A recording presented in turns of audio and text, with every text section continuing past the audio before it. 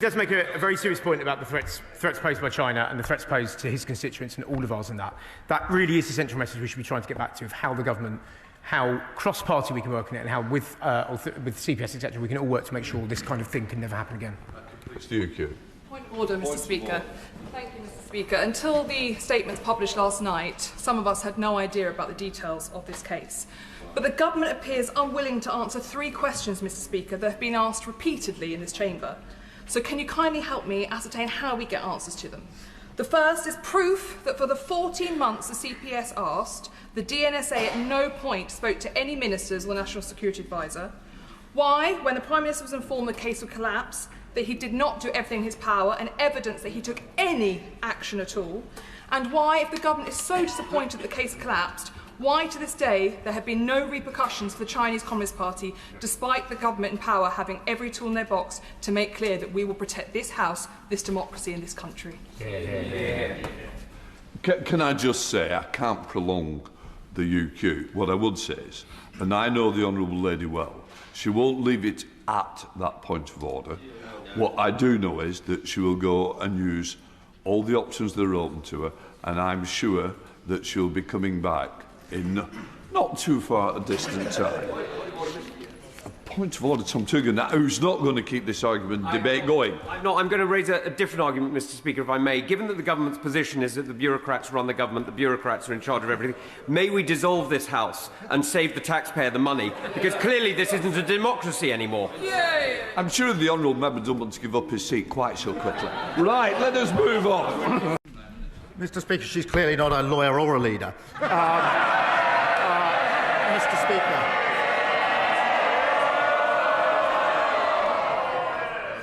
The problem for her is I do actually understand the law. I know what's got to be proven. I've also looked at the evidence. Was put in under the last government in relation to this case. There was a meeting in September. That did not involve the National Security Advisor discussing the evidence in any way, nor, Mr. Speaker, one further piece of evidence. The final statement in this case was submitted in August 2025. There was no further submission of evidence, one way or the other, after any discussion in September. This is a red herring, a completely scurrilous allegation made by the Leader of the Opposition. Mr. Speaker, the Prime Minister has now twice directly contradicted the words of his Security Minister. They cannot both be right. The chair of the Foreign Affairs Committee couldn't get any answers from the Security Minister.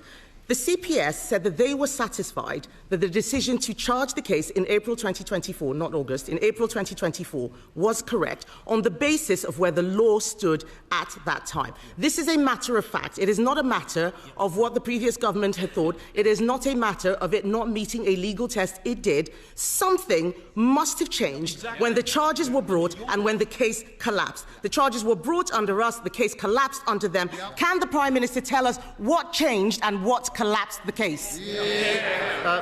Mr. Speaker, I've said I will publish the witness statements in full.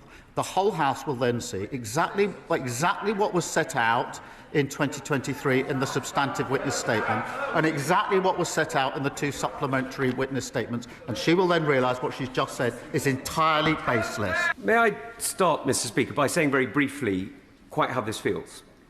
My home has been broken into, my files have been ransacked, somebody has been put in my office by a hostile state, and 2 parties are playing politics with it. This is national security of the United Kingdom. The elected people of Tunbridge chose me. They may have chosen wrong, but they did. The elected people of other parts of the United Kingdom chose everybody else in this House. It is up to them to choose who represents them. And yet here we have 2 individuals seeking to extract information from us. And the government's response is not, as mine was, do everything you can to make sure the prosecution works, but no, process. Well, who the hell's side are you on? This isn't about the bureaucracy, this is about leadership. We're not sent here to be civil servants, we're sent here to lead the country and to make decisions. And instead, and I feel nothing but fondness for the Minister in his place, and I'm very sorry that he's been sent out on his, not quite first outing, but pretty close. It is on his first outing to defend the indefensible. Because what he's got the position of doing now is to effectively say that he's not a politician, he's a bureaucrat, there's nothing he can do, and frankly, he shouldn't even be here in the first place. Because that seems to be the Prime Minister's line. Former Attorneys General have got up and they have prosecuted on the state's behalf. This Attorney General and this Prime Minister have said, not on my watch, not worth the effort. Can I thank you for that? And just say I have huge respect for him, even if that evidently isn't mutual at the moment. But let's see if we can get to that place. Look, the Prime Minister answered the question yesterday. I can see, I know, I do fully appreciate how personally this affects him and how personally affects his constituency and indeed his office as well. I do understand that. I'm genuinely not trying to play politics in this. I'm genuinely trying to tell. I see his eyes raised at that, but I'm genuinely not, and I'm genuinely trying to tell the story of this, of how. And words I have longed to say in this House for a very long time. The surviving hostages are free.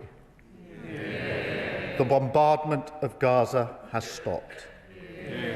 And desperately needed aid is starting to enter as a result of the peace plan led by President Trump. We have the chance, and it is a chance, to bring a terrible chapter in history finally to a close. Mr. Speaker, it's a moment of profound relief for this House, for this nation, indeed for the whole world.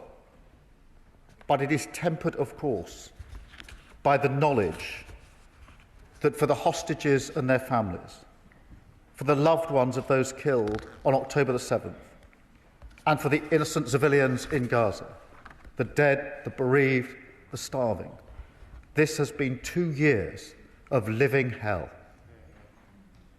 I think of Avinatan Orr, who has family ties to the United Kingdom, returned at last to his family and to his girlfriend, Noah. Avinatan and Noah were taken from that music festival 2 years ago.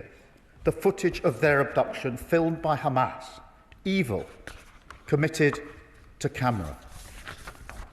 I've met Avinatan's family and heard for myself the agony that they suffered for 2 long years, waiting for him to come home. His frail condition, shocking evidence of the appalling treatment he must have endured. Mr. Speaker, we await the release of the deceased hostages. Those families need the chance to grieve, and so we demand that they return to their families immediately.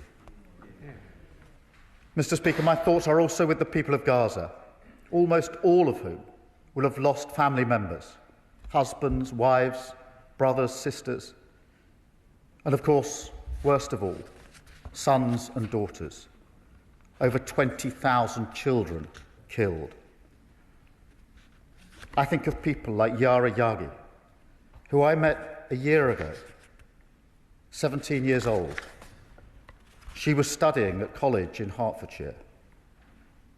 She had lost 44 members of her family. 44. A pain that cannot be erased, even as we welcome the peace today.